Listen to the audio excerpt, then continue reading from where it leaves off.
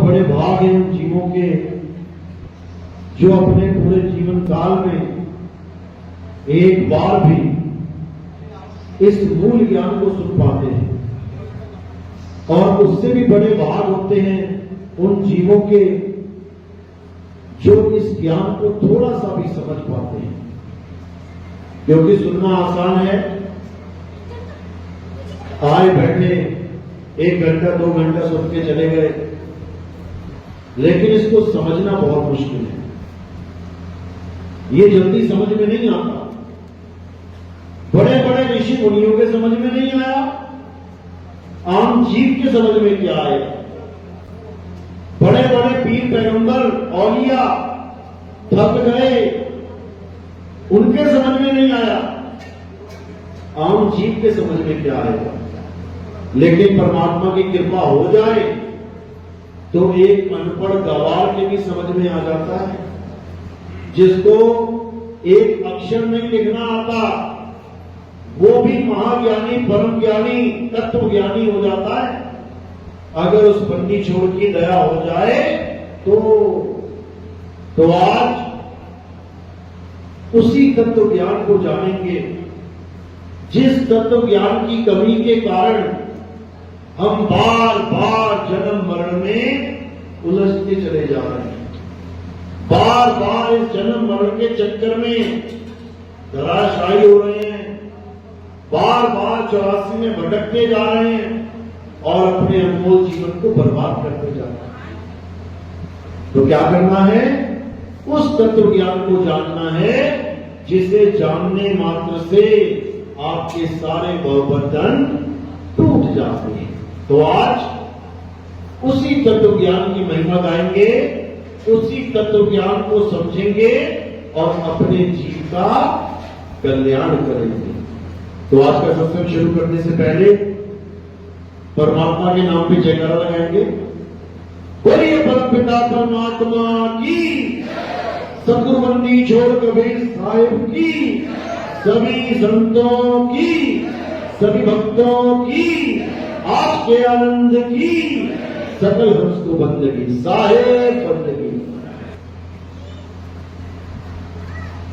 तो कबीर साहब चारों युगों में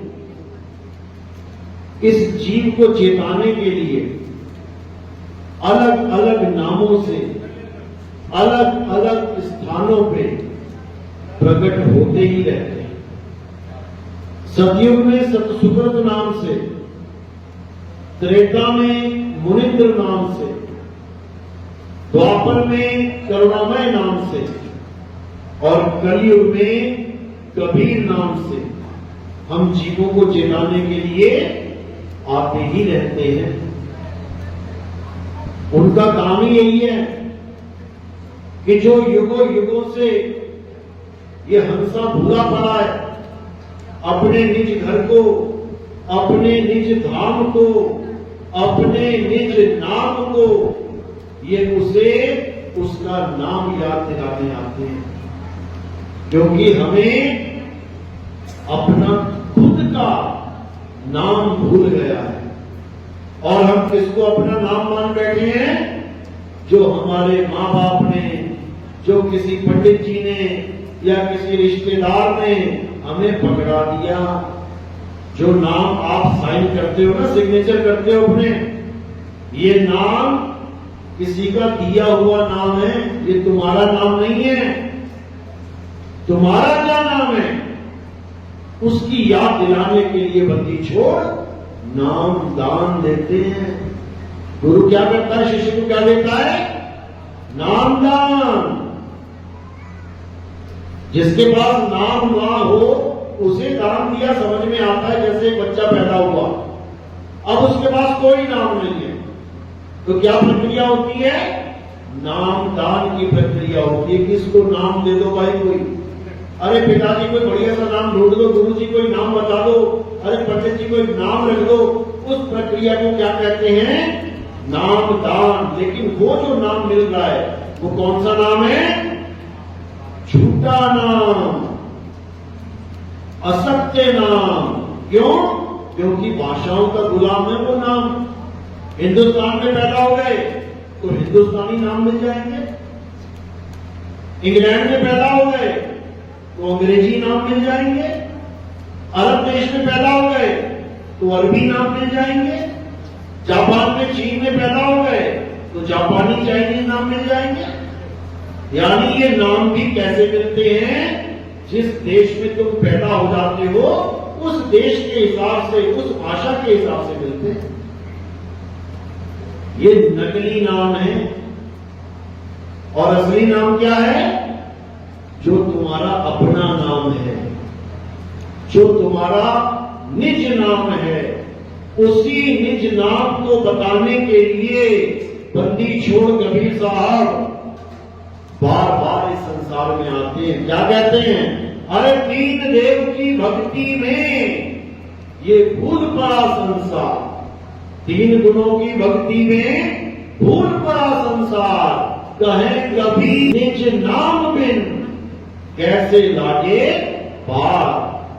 यानी बिना निज नाम के कहो तुम पार हो जाओगे, कभी पार नहीं हो सकते, क्योंकि निज नाम ही एकमात्र साधन है मुक्ति प्राप्त करने का। इसके अलावा मुक्ति नाम की कोई चीज नहीं है कि तुम राम राम राम करके, राधे राधे जप के, तुम अल्लाह अल्लाह वाहिगुरु वाहिगुरु जप के सोच लो मेरी मुक्ति हो जाएगी।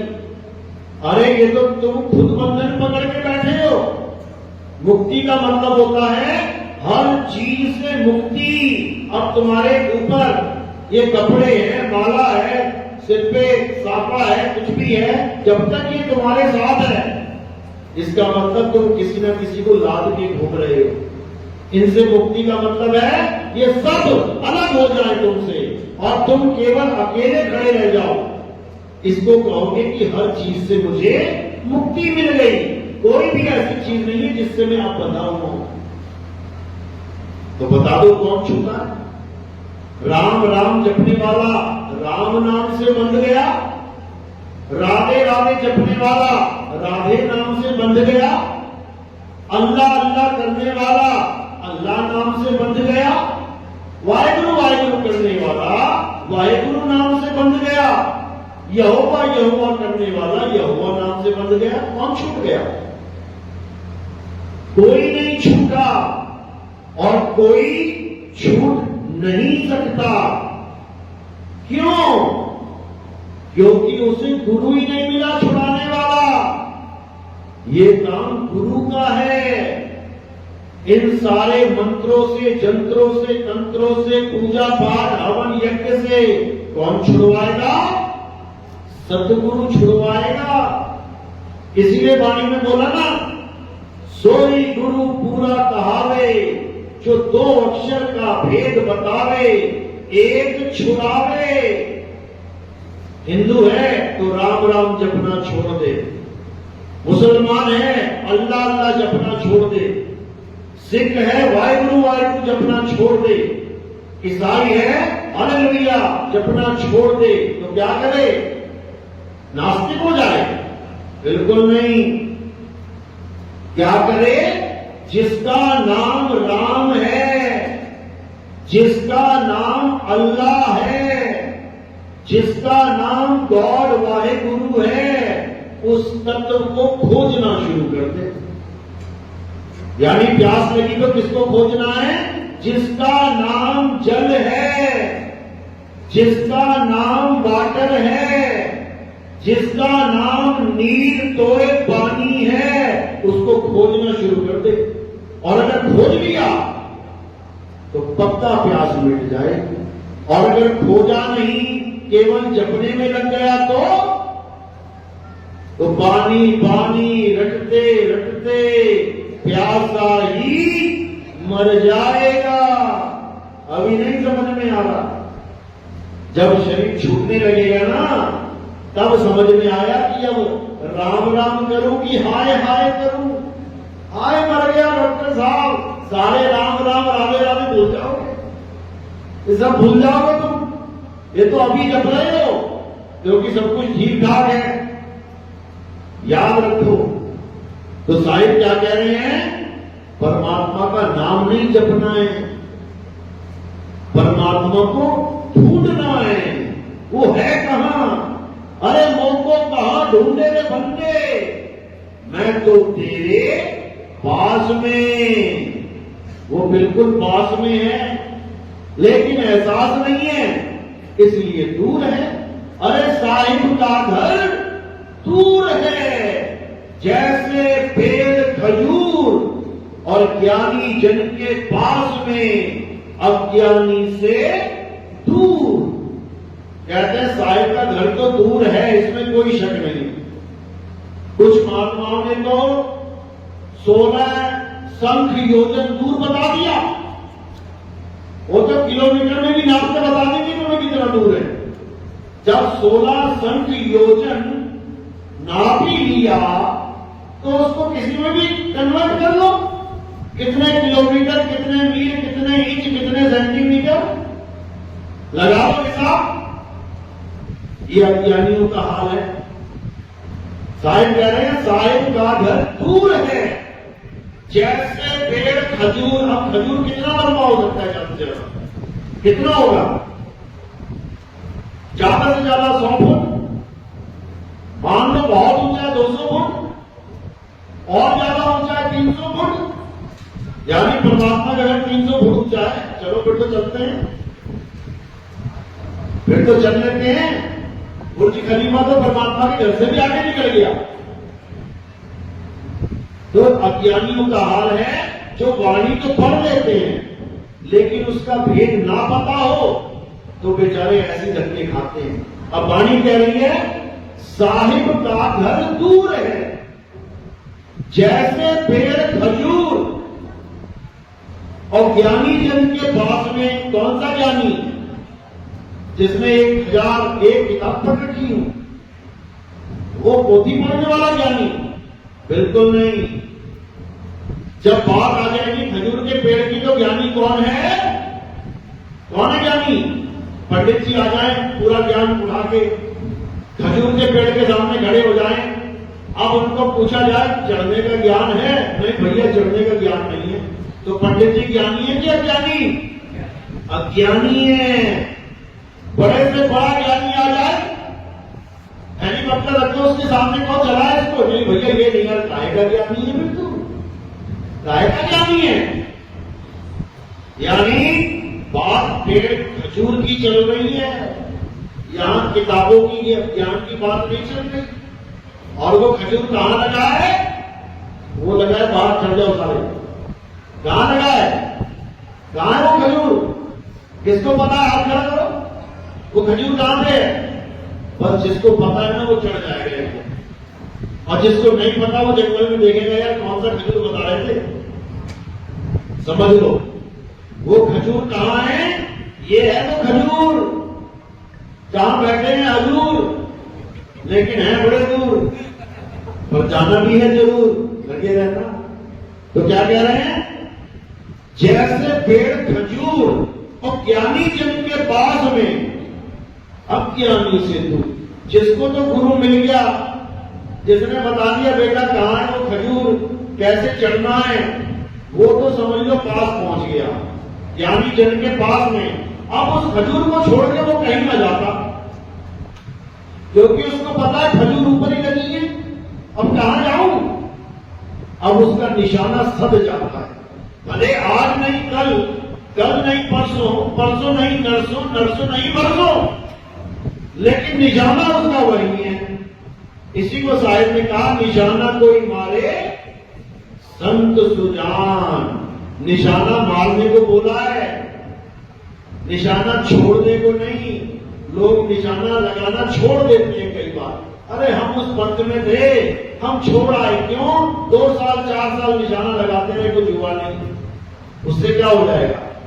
उससे तुम और दूर चले गए। कबीर साहब कह रहे हैं निशाना लगाते रहो, लगाते रहो, लगाते रहो, कभी ना कभी निशाना जरूर लगेगा।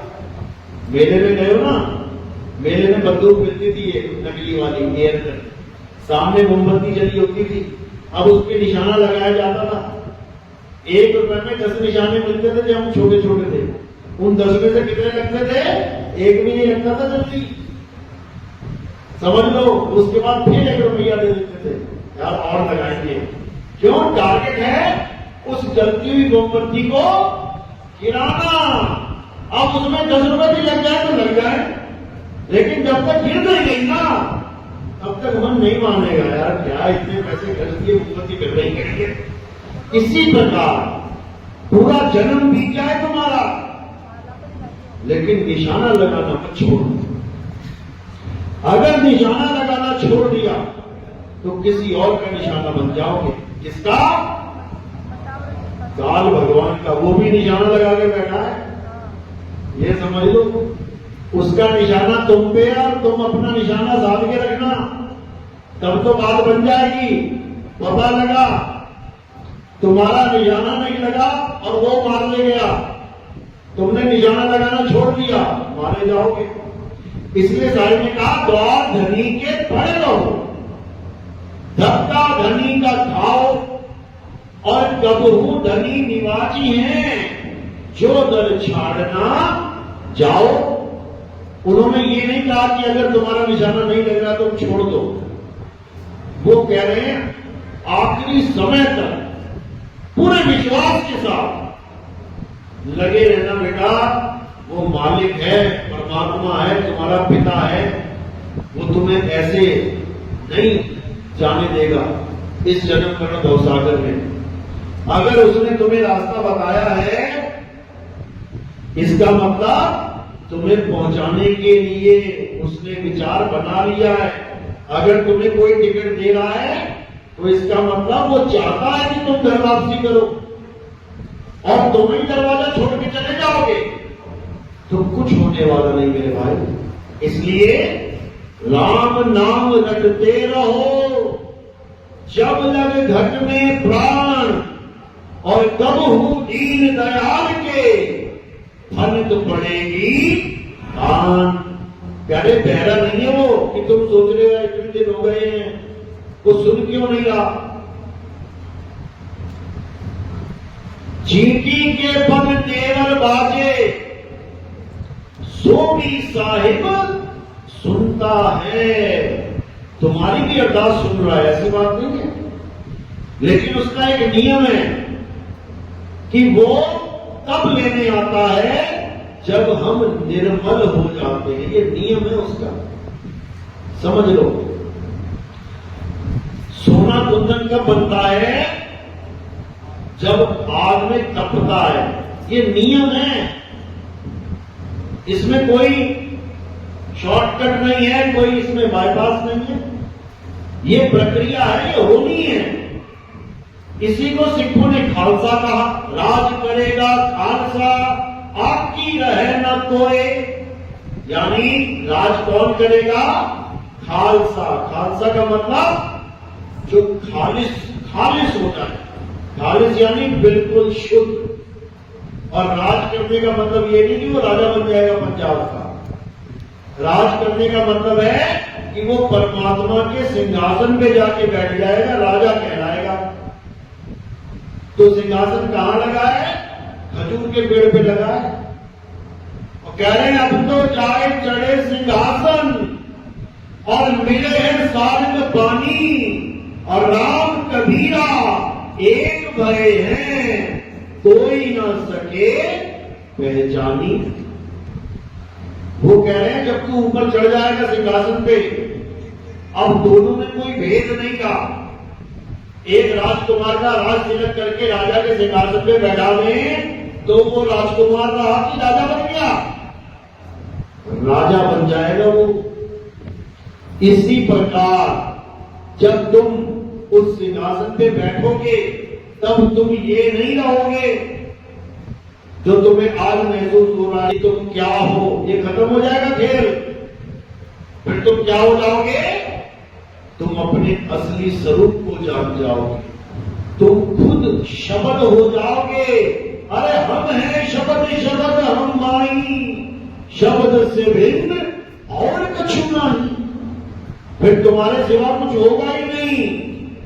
लेकिन ये तब होगा जब तुम्हें तुम्हारा स्वरूप प्राप्त हो, नहीं तो नहीं होगा। इसलिए केवल एक ही आस लगानी है केवल एक ही लगन लगानी है। किसकी? कि मैं अपने मालिक के स्वरूप में समा जाऊं, क्योंकि हमारा स्वरूप और मालिक का स्वरूप एक ही है। अरे सत्य स्वरूपी नाम साहिब का, सो निज नाम हमारा। तुम्हें जब निज नाम दिया जाता है, इसका मतलब ये नहीं तुम्हें ओम कलियम हरियम भरियम भरियम पता नहीं क्या क्या हटवा दिया इन लोगों ने। बातें कर रहे हैं निज नाम की, वाणी भी गा रहे हैं कि 3 गुणों की भक्ति में भूल पड़ा संसार, कहे कबीर निज नाम पे। निज का मतलब तो जान लेते। निज का मतलब क्या होता है? तुम्हारा अपना निजी घर, निजी कार, निजी जमीन, निजी घरवाली, समझो तुम्हारी निजी संपत्ति है वो, गांव की नहीं है। इसी प्रकार तुम्हारा निज नाम किसी और का नहीं कि तुम्हें रटवा रटवा के पागल बना दिया इन लोगों ने। सतगुरु क्या करता है? सारे नाम छुड़वा देता है। क्या करता है? राम राम छोड़ दे। तू क्या करता है? राधे राधे छोड़ दे। तुझे क्या दबा दिया? अल्लाह अल्लाह छोड़ दे। तुम वाहिगुरु वाहिगुरु छोड़ दे। तुझे क्या बनाया? हालेलुया छोड़ दे।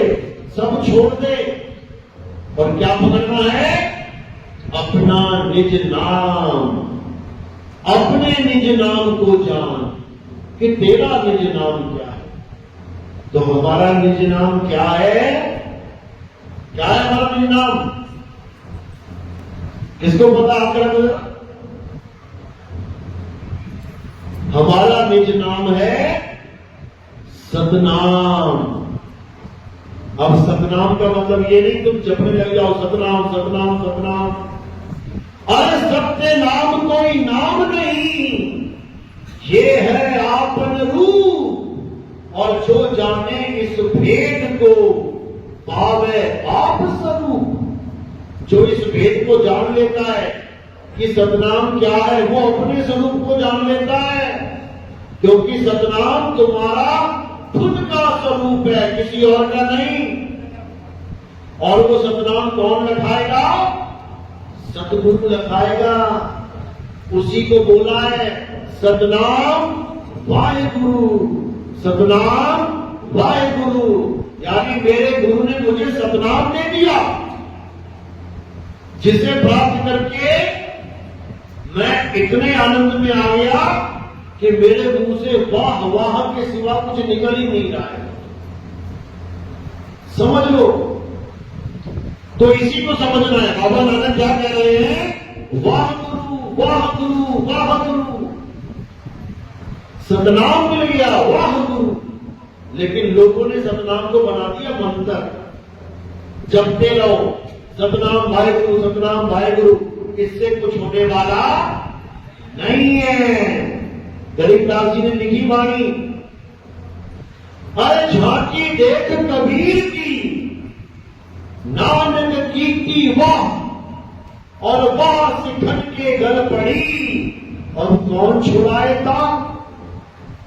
कहते हैं झांकी देख कबीर की। वो दाढ़ी मूछों वाला कबीर समझ लेना, जैसे भी हमारी झांकी निकली तो कबीर साहब की झांकी देख के वाह वाह करने लग गए। कबीर का मतलब क्या है?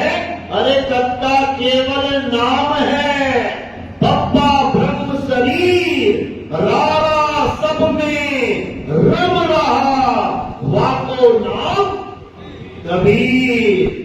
यानी जब नानक साहब ने अपने जीव अवस्था से ऊपर उठ के दीव अवस्था को जाना, तब उनके मुंह से निकला वाह वाह मेरे गुरु वाह। तो जो सामने बैठे हुए थे उन्होंने सोचा बाबा नानक ये मंत्र जप रहे हैं, इसलिए आनंद में आ गए। उन लोगों ने भी करना शुरू कर दिया, वाह वाह वाह गुरु वाह गुरु वाह गुरु। एक ने तो रसमलाई खा के बोला वाह, एक बिना रसमलाई खाने बोलने लग गया वाह वाह वाह। क्या बात है? ऐसे नहीं मिलेगा। वाह गुरु करने से मुंह मीठा नहीं होगा। उसके लिए तुम्हें कबीर की झांकी देखनी पड़ेगी पहले। तो समझा रहे हैं अरे झांकी देख कबीर की, यानी जैसे ही उन्हें आत्मा का ज्ञान प्राप्त हुआ, नानक की दीवाह, उनके अंदर से इतना आनंद आ गया, इतना आनंद आ गया कि वाह वाह के अलावा कुछ निकल ही नहीं रहा। ये समझ लो, झांकी देख कबीर की, नानक की दीवाह, और वहां से खड़ के गल पड़ी, वो फांसी बन गई। वाहगुरु अब कौन छुड़ाएगा? अब ये वाहेगुरु वाहेगुरु कौन छुड़वाए सिखों से? कौन छुड़वाएगा? सोई गुरु पूरा कहाए, जो दो अक्षर का भेद बताए। एक छुड़ाए एक लखाए, ये वाहेगुरु वाहेगुरु छुड़वा दे, और क्या लखाए? कबीर को लखाए, आत्म देव को लखाए, तब प्राणी निज घर को जाए। तब जाके निज घर को वापसी होगी, तब तुम कह पाओगे घर वापसी हो गई। अभी क्या चल रहा है? अभी 4 मुसलमानों को पकड़ के 2-4 मंत्र पढ़ के गंगा जल से स्नान करवा के कहते हैं हिंदू बन के घर वापसी हो गई। अरे घर कौन सा है पहले तो समझ ले, ये कौन से घर में वापसी करवा दी उसकी बेचारी थी। ये हिंदू मुस्लिम सिख ईसाई जैन बुद्धिस्ट ये सब कौन से घर में रह रहे हैं? ये 3 लोक में रह रहे हैं। कौन सा घर है ये? अरे 3 लोक एक जेल है, और पाप पुण्य 2 जाल, सारा जग भोजन बना, और खाने वाला काल। बता दो घर वापसी हो गई है तो। इतने मुसलमानों को हिंदू बना दिया, अब इनको कुंभ की यात्रा पे लेके जाएंगे। ले गए थे, क्या हुआ? ले गए थे कुंभ नहाने, क्या बना? नहा से घर वापस आए, पहुंच गए निज घर। ये निज घर नहीं है भैया, ये काल का लोक है। यहां पर कोई ना बचने वाला। यहां शंकर अपनी घरवाली को ना बचा पाया, तुम क्या बचाओगे किसी को? बता दो। शंकर जी की घरवाली हवन यज्ञ में कूद गई, लाश बन गई। शंकर जी लाश उठा उठा के ढूंढते रहे। उनके पास महामृत्युंजय मंत्र भी था, मंत्र मार के जीवित कर देते, क्यों नहीं कर पाए? सृष्टि रचना में बाधा होने लग गई, क्योंकि संकार करना ही भूल गए। सारा ध्यान बीवी में आ गया। विष्णु जी ने देखा भाई काम खराब हो गया ये तो। ब्रह्मा जी लगातार पैदा कर रहे हैं, मैं पालना कर रहा हूं, ये संकार हो ही नहीं रहा है। तो जो कोई मरेगा नहीं तो उसको दोबारा शरीर कैसे देंगे? ये तो दोनों में रुकावट आ गई। तो क्या हाल निकाला उन्होंने? जीवित कर दिया। जीवित भी तो कर सकते थे, 9 टुकड़े कर दिए चक्कर मार के। समझो अब कहा नहीं मंत्रों की ताकत। तुम्हें कहते हैं ये मंत्र जप लो सारे कष्ट दूर हो जाएंगे, वो मंत्र जप लो सारे तुम्हारे दुश्मन परास्त हो जाएंगे, ये मंत्र जप लो तुम्हारी आयु लंबी हो जाएगी। अरे तुम क्या जपोगे? भोले शंकर नहीं जप पाया मंत्र। तुम्हें क्या लगता है मंत्र जपा नहीं होगा उसने? नहीं जपा गया। इसीलिए कबीर साहब ने कहा अरे तंत्र मंत्र सब झूठ है, इनमें न भरने कोई, और सार शब्द जाने बिना कागा हंस ना होए। जो महात्मा जी ये कहते हैं कि ये मंत्र जप लो बड़े से बड़े दुश्मन भी भाग जाएंगे, वो मच्छर भगाने के लिए गुड नाइट लगाते हैं। वो मच्छर भगाने के लिए मॉर्टीन लगाते हैं। अरे कोई ऐसा मंत्र मारो ना फिर तुम्हारे घर के सारे मच्छर चले जाए।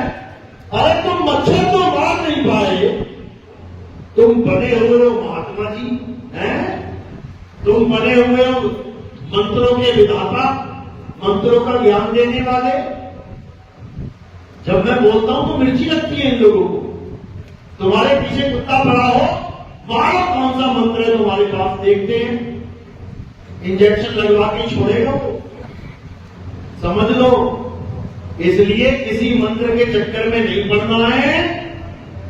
उसको जानना है जो तंत्र मंत्र जंत्र से परे है, उसको जानना है। तो वो क्या है? वो आत्मदेव है। उसी के लिए नानक साहब कह रहे हैं, अरे आत्मदेव पूजिए, गुरु के सहज स्वभाव। समझ लो, तुम्हें गुरु तब मिला जब तुम्हें आत्मदेव की पूजा करने का ज्ञान मिल गया। नहीं तो समझ लो पत्थर ही हो रहे हो। कहते ना, तेरी अकल पे पत्थर पड़ गए, मेरी किस्मत पे पत्थर पड़ गए। ये पत्थर पता है कौन सा वाला है? जो मंदिर में रखा हुआ है। वो पत्थर पड़ जाए ना तो ये जन्म बर्बाद हो जाता है। ये दुनिया वाले पत्थर पड़ गए ना छोटे मोटे, ये तो उठा भी लोगे, ये पत्थर तो उठा भी लोगे, लेकिन मंदिर का पत्थर अगर तुम्हारी किस्मत में पड़ गया तो बेटा जन्म बर्बाद करके निकलेगा।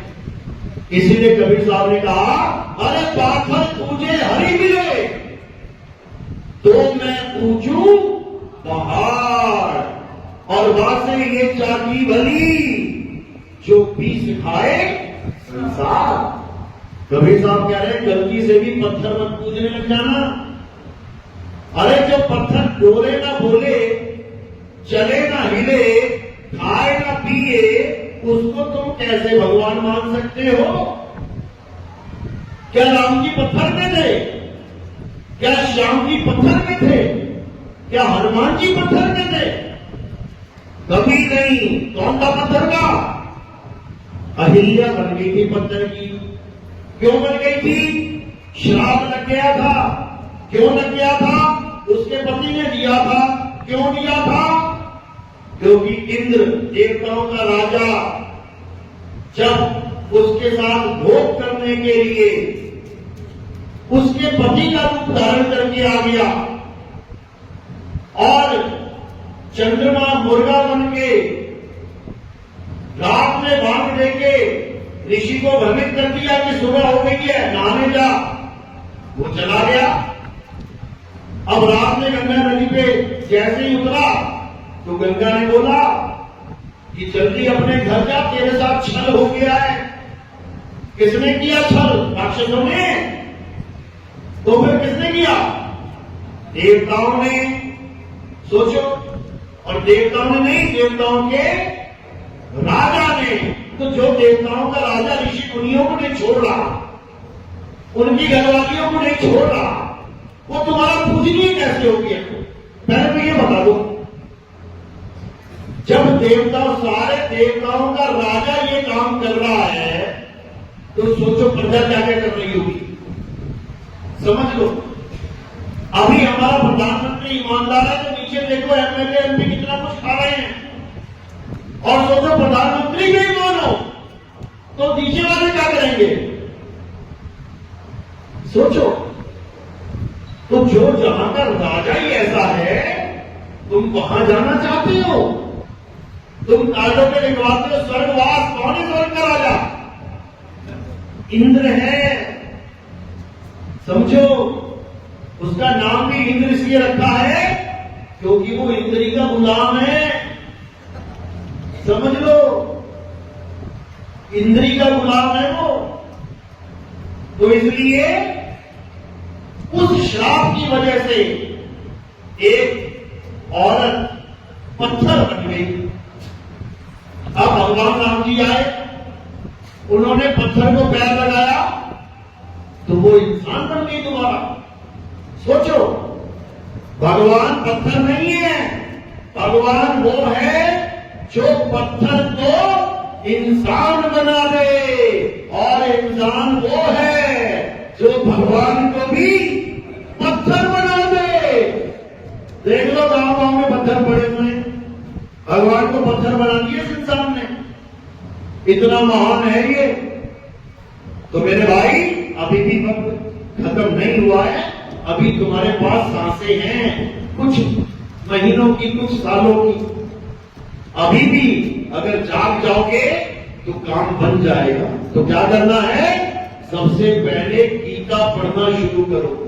अगर हिंदू हो तो गीता पढ़ो, मुसलमान हो तो कुरान पढ़ो, हदीस पढ़ो, ईसाई हो तो बाइबल पढ़ो, और अगर सिख हो तो गुरु ग्रंथ साहब पढ़ो, लेकिन कैसे पढ़ो?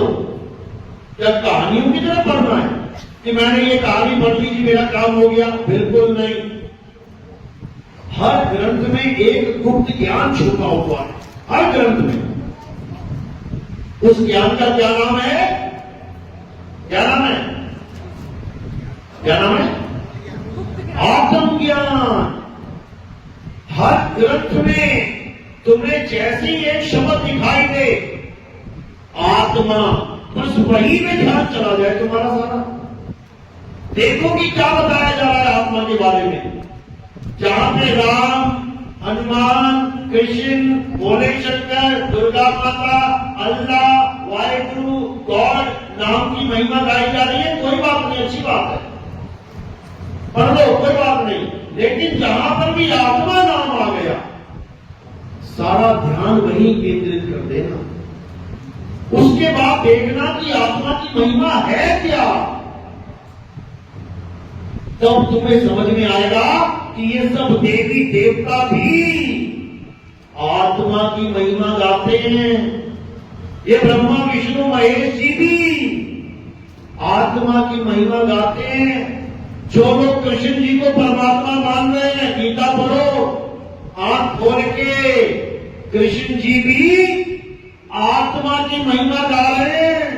हे अर्जुन, इस आत्मा को ना तो कोई शस्त्र काट सकता है, इस आत्मा को ना तो कोई अग्नि जला सकती है, इस आत्मा को ना तो जल भिगो सकता है, इस आत्मा को ना तो वायु सुखा सकती है। किसकी महिमा गा रहे हैं? लड्डू गोपाल की।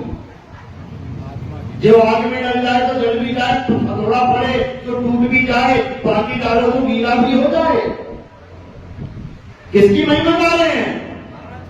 आत्मा की, जो लड्डू गोपाल ले लेके घूम रही है गोदी में, उसकी महिमा गा रहे हैं। और जैसे ही आत्मा ने तुम्हारा शरीर छोड़ा, वो बड़ा लड्डू गोपाल टेढ़ा मेढ़ा हो गया, वो बड़ा तुम्हारा भगवान, उठा भी नहीं पाओगे उसे, और वो उठ भी नहीं पाएगा। जैसा भगत वैसा ही भगवान, दोनों टेढ़े हो गए। किसकी वजह से? आत्मा की वजह से। आत्मा ने शरीर को छोड़ा, भगत भी टेढ़ा हो गया और भगवान भी टेढ़ा हो गया। अब बताओ कौन भगत कौन भगवान? तो इसको अच्छे से समझ लो। आत्मा की महिमा है, हे अर्जुन, जो अपनी आत्मा में रमण करते हैं, जो अपनी आत्मा में तृप्त हैं, जो अपनी आत्मा में संतुष्ट हैं, उनके लिए कोई धार्मिक कर्म कर्तव्य लागू ही नहीं होता। समझ लो, जब गीता पढ़ोगे आंख के साथ दिमाग भी खोल के, क्योंकि आंख खोल के तो सारे पढ़ रहे हैं, लेकिन दिमाग खोल के नहीं पढ़ रहे हैं।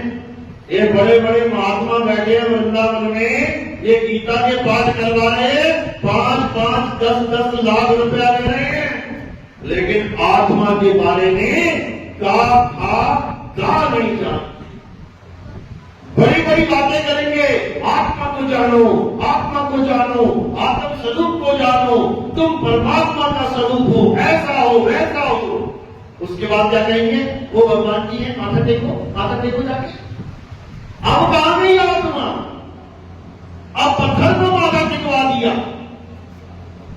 यही सबसे बड़ा अज्ञान है। इसी वजह से तुम्हारा जन्म और मरण खत्म नहीं हो रहा है, बस यही वजह है।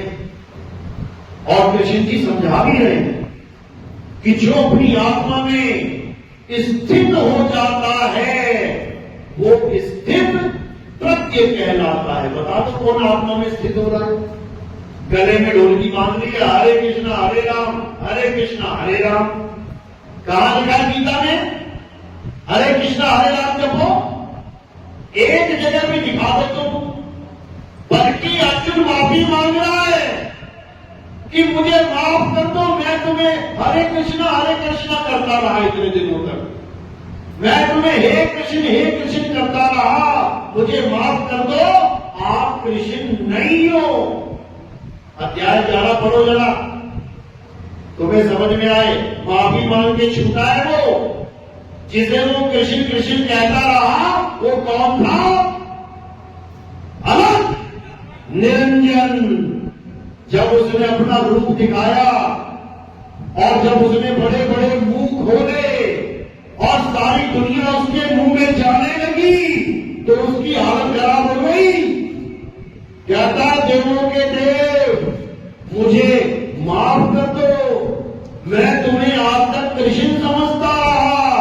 अरे वो तो माफी मांग के छूट गया, तुम नहीं छूट पाओगे बेटा। वृंदावन वालों, समझ लो, तुम्हें नहीं छोड़ेगा वो अलग निरंजन, क्योंकि तुम कृष्ण मान के उसको पूज रहे हो। याद रखो, वो कभी नहीं चाहता कि कोई मुझे कृष्ण कहे, वो कभी नहीं चाहता कोई मुझे एक शरीर में सीमित कर दे। विराट रूप इसीलिए दिखाया था उसने, नहीं तो एक ही रूप दिखा देते। उसने विराट रूप में सारी सृष्टि को अपने मुंह में रख के चूरा बना दिया। देखो वहां क्या लिखा है, अब 11वां अध्याय 32वां श्लोक, उससे पहले देखो क्या बोला है, 29, 30, 31 देखो क्या लिखा है कि मैं कौरवों की सेना तो देख ही रहा हूं, आपके मुंह में जा रही है। अरे हमारे प्रमुख योद्धा भी, 5 पांडवों के अलावा सबसे प्रमुख योद्धा कौन था? हैं? अरे पांडवों की तरफ, वो तो कौरवों की तरफ था। पांडवों का 5 के अलावा सबसे प्रमुख योद्धा कौन था? हैं? सोच लो, सोच लो। हैं? अरे भाई क्या बात है, सबसे बड़ा योद्धा वो था जिसने चक्रव्यूह तोड़ लिया था। कोई और तोड़ सकता था क्या? तोड़ के दिखा देता। तो वो कह रहे हमारा प्रमुख योद्धा भी आपके मुंह में जा रहा है, तो अभिमन्यु को कौन खा रहा है? कौन खा रहा है? समझ लो, वो किसी को नहीं बख्शता और वो 5 को भी खा जाता उसी वक्त। लेकिन उसने एक रक्षक कला, ये चाल सीख रखी है। समझ लो, रक्षक कला, इसका जिक्र कहां आता है? अनुराग सागर में आता है। कबीर साहब समझाते हैं कि इस काल निरंजन के पास जो रक्षक कला है, ये सबसे खतरनाक कला है। बाकी के पास 16 कला, 32 कला, 64 कला, 1000 कला, 1000 कला, ये कुछ भी नहीं है उसके सामने। सबसे खतरनाक कला कौन सी है? रक्षक कला।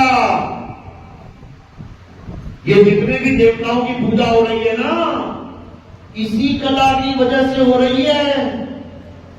समझ लो, नरसिंह ने किसको बचाया? प्रहलाद को, इसलिए पूजा हो रही है। राम जी ने किसको मारा? रावण को, इसलिए पूजा हो रही है। लोगों को बचाया रावण से। कृष्ण जी ने किसको मारा? कंस को, लोगों को बचाया, इसलिए पूजा हो रही है। समझ लो, ये तुम्हें लग रहा है कि उसने बचाया। एक नेता ने बस्ती में आग लगवा के 101 नंबर पे फोन कर दिया। कौन सी गाड़ी आएगी? 101 नंबर किसका है? सच में 101 को बुला लिया।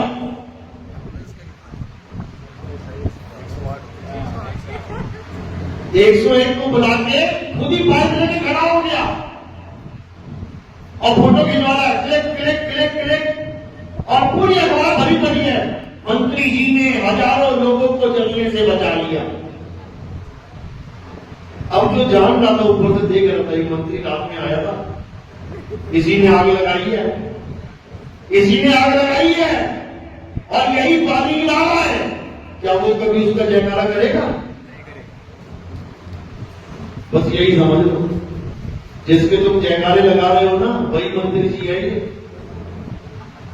और गा भी रहे हो, मारने वाला है भगवान, गा रहे हो कि नहीं?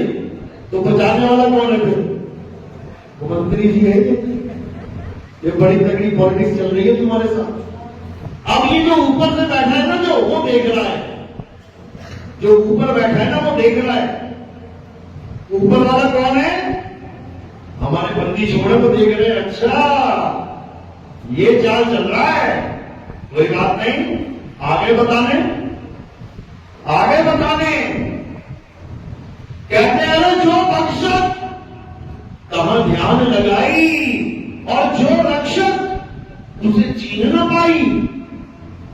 हे जीवों, ये निरंजन ही सबको खत्म कर रहा है, तुम्हारा नाश ये निरंजन ही कर रहा है, और अलग अलग रूपों में अपनी पूजा भी करवा रहा है। चेत जाओ, समझ जाओ, यही भक्षक है। तुम निरंजन क्या बोला? अच्छा सबको बता दोगे? कबीर साहब कहते हाँ सबको बता दूंगा। कहते तुम क्या बताओगे? मैं खुद ही बता देता हूं। खुद ही दिखा दिया अर्जुन को अपना रूप, लेकिन फिर क्या हुआ? अर्जुन ने छोड़ दिया क्या, या तुमने छोड़ दिया? पूजा में लग गए उसकी, उसी को भगवान मान लिया। जो इंसानों को खा रहा है उसी को भगवान मान लिया, और जो लहसुन प्याज खा रहा है उसे शैतान मान लिया। वारे वाह दुनिया, जो इंसान खा रहा है उसे भगवान मान लिया, और जो बेचारा लहसुन प्याज खा रहा है उसे शैतान मान लिया। यही ज्ञान है इन लोगों के पास। तो कबीर साहब यही समझा रहे हैं, अरे साधो निरंजन जाल पसारा। ये ऐसा जाल पसारा कर दिया निरंजन ने, ये सूरज चांद सितारे, धरती आकाश पाताल, ये उसका जाल है। ये 3 लोक एक जाल है, समझ लो, समझा रहे हैं। 3 लोक एक जेल है, पाप पुण्य दो जाल, सारा जग भोजन बना, खाने वाला काल। भाई जाए गीता अध्याय 11 32वां श्लोक पढ़ लेना, क्या बोल रहे हैं? हे अर्जुन, ये सारे संसार को पैदा करने वाला और सारे संसार का नाश करने वाला काल मैं ही हूं। बता दो, नहीं बोला उनको, लेकिन बुद्धि भ्रष्ट हो चुकी है हमारी। हमें छोटे छोटे फायदे दिखाई देते हैं, हमें भगवान दिखाई नहीं देता। एक चिड़िया है, बड़ी होशियार है, वो मुंह में ब्रेड लेके चलती है, समझ लो, ब्रेड लेके चलती है, और क्या करती है? पानी में ब्रेड फेंक देती है। अब क्या होता है? ब्रेड को देख के मछलियां भागी आती हैं, ब्रेड को फेंकती है, और जैसी मछलियां आती हैं, मछली ने ब्रेड को खाया और वो मछली को पकड़ लेती है। सोचो शिकारी कितनी बड़ी शिकारी है। इसी प्रकार एक ब्रेड तुम्हें भी दे रखी है उसने, तुम भी ब्रेड लेके बैठे हुए हो। कौन सी ब्रेड है? कौन सी ब्रेड है? ये जो तुम्हारी इच्छाएं है ना, ये ब्रेड है। इन इच्छाओं को पूरा करने के लिए अलग अलग कांटे बनाए गए हैं ब्रेड के अंदर। वो तो चलो चिड़िया है, हमारे शिकारी भाई भी ब्रेड लगा देते हैं, कांटे के ऊपर क्या लगाते हैं? चारा। चारे के अंदर कांटा फंसा होता है, अगर मछली चारा ना खाए तो उसको पकड़ सकता है कोई? जन्म बीत जाएगा, खड़ा रहेगा पानी के बाहर शिकारी, पकड़ नहीं सकता। लेकिन जब चारा लग गया, अब मछली अपने आप आएगी मरने के लिए। इसी प्रकार ये जो कांटे हैं, पता कहां लगे हैं? कह रहे ठाओ ठाओ तीरथ दर्द ठापे, ठगने को संसारा। ये जितने भी धर्म के नाम पे दुकानें खुली हुई हैं, ये कांटा है, ये कांटा है, अचारा क्या है, उसके ऊपर जो लिखा होता है सर्व इच्छा पूर्ण मंदिर, सर्वकामना पूर्ति मंदिर। वैसे मंदिर होगा तुम चले भी जाओगे, जान लो मंदिर है, कोई बात नहीं। जहां लिखा होगा सर्व मनोकामना पूर्ति मंदिर, अब मछली देख रही है क्या बात है, अब मछली जा रही है कांटे के पास, आ रही हूं चिंता मत कर। अब जैसे ही वहां तक खड़ी हुई और उसने इच्छा पूर्ति मंदिर में अपना काम कर दिया, अब समझ लो वो फंस गए, अब उसे कोई नहीं बचा सकता, अब वो गई काम से। तो साहब क्या कह रहे हैं, चाहते ही चिंता मिटी और मन का बेपरवाह, जिसे कुछ नहीं चाहिए वही शहंशाह। समझ लो इस दुनिया में खुश रहने का एक ही मंत्र है, क्या है, मुझे कुछ नहीं चाहिए। याद रखो, जिसे कुछ नहीं चाहिए उसे इतना मिलेगा तुम्हारे भंडार भर जाएंगे, और जिसे सब कुछ चाहिए उसको माया इतना रुलाएगी उसके पैर थक जाएंगे, मन के मांग के मंदिरों में जाके, तब भी पूरा होने वाला कुछ नहीं है, बिल्कुल परछाई की तरह।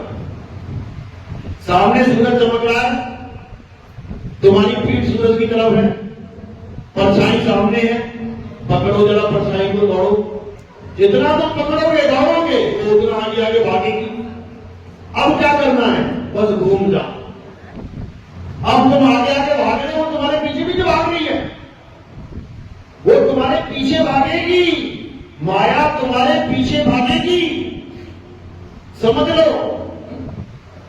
लेकिन तब जब तुम ये सब त्याग दोगे, अरे बिन मांगे मोती मिले और मांगे मिले ना भीख, और मांगन से मरना भला, ये सतगुरु की सीख। फिर भी आ जाते हैं हमारे चेले पास, गुरुजी पोता नहीं हो रहा, गुरुजी लड़के को नौकरी नहीं मिल रही, गुरुजी ऐसा, गुरुजी। अरे भाई सब होगा, जो इस संसार में आया है वो अपने प्रारब्ध लेके आया है। ऐसा नहीं हो सकता कि किसी के जीवन में केवल दुख ही दुख हो या किसी के जीवन में केवल सुख ही सुख हो, ऐसा नहीं हो सकता, क्योंकि ये संसार ही सुख और दुख का मेल है।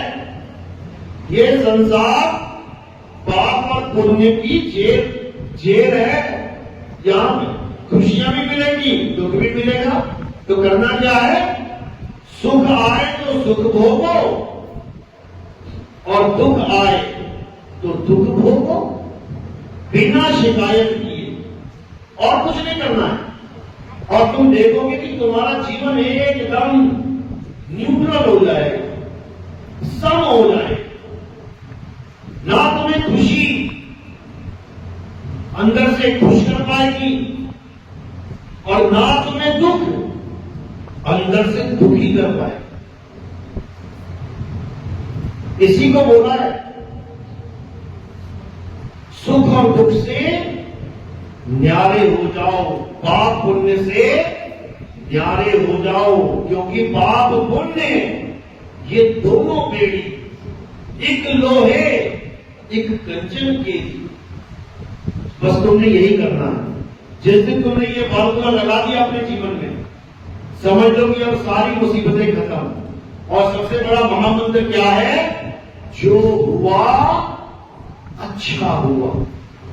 ये मंत्र अगर तुमने रट लिया जीवन में, तो तुम्हारे घर में अगर तुम्हारे बच्चे की भी मृत्यु हो जाती है, तुम्हारे घर में तुम्हारी मां की मृत्यु हो जाती है, तुम्हारा कोई बड़ा नुकसान हो जाता है, बस एक मंत्र याद रखना, जो हुआ अच्छा हुआ। क्यों? पता लगा तुम्हारी मां बहुत गरीब थी, बार बार भगवान के पास जा रही थी, भगवान अमीर बना दो, भगवान अमीर बना दो। भगवान ने देखा इस झोपड़ी में तो अमीर हो नहीं सकती, तो क्या करें, झोपड़ी से निकाल के महल में पैदा करवा दिया। अब मरना तो पड़ेगा ना। मां को अटैक हो गया, बच्चा रो रहा है, लेकिन मां की ये मन्नत थी कि मैं अमीर हो जाऊं, तो भगवान ने ट्रांसफर कर दिया उसका। तो मां क्या कहेगी, अच्छा हुआ, और बेटा क्या कहेगा, हाय मेरी अम्मा मर गई, क्योंकि वो अज्ञानी जीव है। लेकिन जब ज्ञान दृष्टि में आ जाएगा तो उसे समझ में आ जाएगा कि ना तो कोई दुख बेमतलब आता है और ना ही कोई सुख बेमतलब आता है। याद रखो, अब तुम मत मानने लग जाना कि मैं अमीर हो जाऊं, जल्दी निकल जाऊं यहां से। कई बाबा जी भी ऐसे हैं, सारी उम्र भीख मांगते रहे, सारी उम्र भीख मांगते रहे, बेकारियों का जीवन जिया। अब बुढ़ापे में वृंदावन पहुंच गए। अब वृंदावन के जब महल देखे तो क्या कसम खा रहे हैं, मैं कसम खाता हूं मैं कभी वृंदावन छोड़ के नहीं जाऊंगा। अरे जाएगा तो फिर भिखारी बन जाएगा।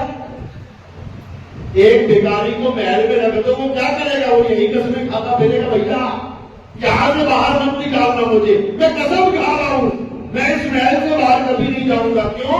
भिखारी वाला जीवन देख चुका है, वो झोपड़ी में रह के देख चुका है, दाने दाने को मोहताज होकर देख चुका है, उसको पता है कि बेटा अब राज करना है तो वृंदावन ही है, और मूर्खों की कोई कमी नहीं है।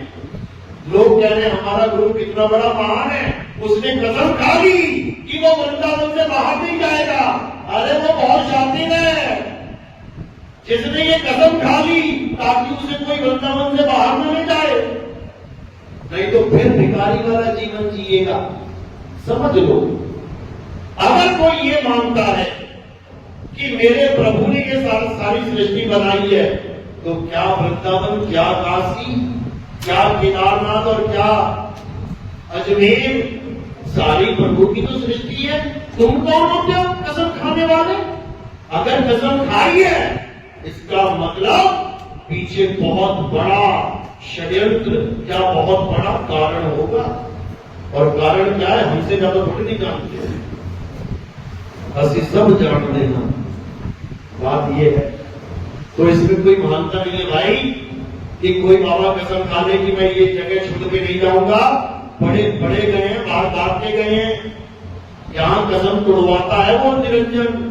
कृष्ण जी ने भी कसम खाई थी एक बार, मैं शस्त्र नहीं उठाऊंगा, उठाया कि नहीं? कसम तोड़वा देते भैया, वो निरंजन है, वो किसी को महान नहीं बनने देता। याद रखना इस बात को। वो कहता है मैं ही राजा हूं, समझ लो।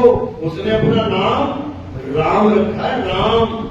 ये त्रेता युग वाले राम नहीं, ये तो पिताजी ने रख दिया था राम नाम। क्यों? क्योंकि पुत्र के बहाने 24 घंटे कम से कम राम राम तो करूंगा। हमारे बुजुर्ग भगवानों के नाम पे रखते थे अपने बच्चों का नाम। क्या नाम है तुम्हारा? मेरा नाम नारायण है, नारायण सिंह। तुम्हारा क्या नाम है? मेरा नाम कृष्ण कुमार है। तुम्हारा नाम? मेरा नाम राम प्रसाद है। ऐसे नाम मिलेंगे तुम्हें गांव में, जाओ सही। क्यों नाम रखे जाते थे भगवान के? कि अरे कम से कम बच्चे को बुलाने के लिए ही सही, अंत में अगर मैंने ये कह दिया कि लड़के को सुरेश को बुला दो या किसी और को बुला दो, इससे अच्छा मैं नारायण को बोलूंगा तो मेरी मुक्ति हो जाएगी, हो जाएगी मुक्ति, हो चुकी मुक्ति। तो इसलिए ये नाम रखे जाते थे। असल में राम नाम किसका नाम है? रा कहिए राजा और मां कहिए माया, इसी का नाम राम है। यानी ब्रह्म और माया, जिसने इस जीव को फंसाया। समझ लो, कबीर साहब समझा रहे हैं, कह रहे अलग पुरुष जब किया विचारा, लख 84 धागा धारा, 5 तत्व की गुदड़ी भीना, 3 गुणों से धारी कीना, तावे जीव ब्रह्म और माया, समर्थ कैसा खेल बनाया। ये ब्रह्म और माया क्या है? असल में राम इसी का नाम है।